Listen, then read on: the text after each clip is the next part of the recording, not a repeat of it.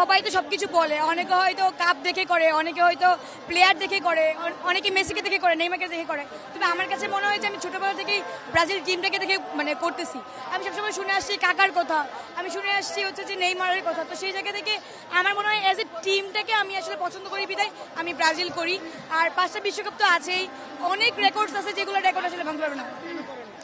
এই যে মানে আমার না কেন জানি মেসিকে ভালো লাগে না, মানে আমি না এমন না যে ব্রাজিলের একদম মানে সবচেয়ে ম্যাচে জিততেই হবে ব্যাপারটা এরকম না, কিন্তু আমি আর্জেন্টিনার বিপক্ষে থাকতে অ্যাজ অলওয়েজ পছন্দ করি।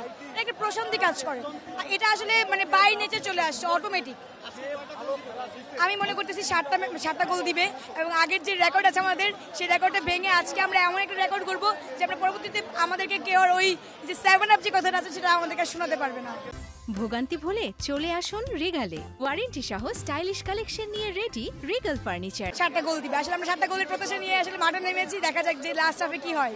চমৎকার লাগতেছে, কারণ ব্রাজিল একটা স্ট্রংগেস্ট টিমের সাথে খেলতেছে, যার র্যাঙ্কিং হচ্ছে গিয়া 83, এবং হাইতির সাথে যে ব্রাজিল এরকম খেলা খেলবে একটা দুর্বলতম টিম হিসেবে, এইটা আমার কাছে মানে কাঙ্ক্ষিত ছিল না।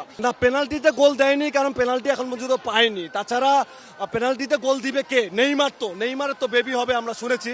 তো সে যে অভিনয়টা করে গোল দিবে এরকম তাদের এখন নাই, একমাত্র ভিনিসিয়াস আছে, আমরা তার খেলা দেখতেছি। in the last game, they went to just a one up front.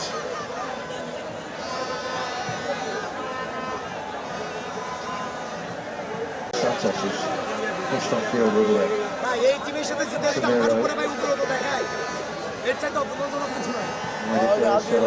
Ryan had to get a first touch.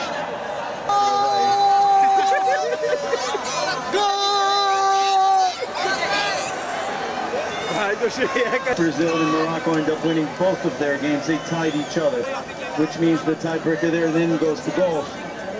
So goals will be important. So surely Brazil is not going to take the foot off the gas going into the second half.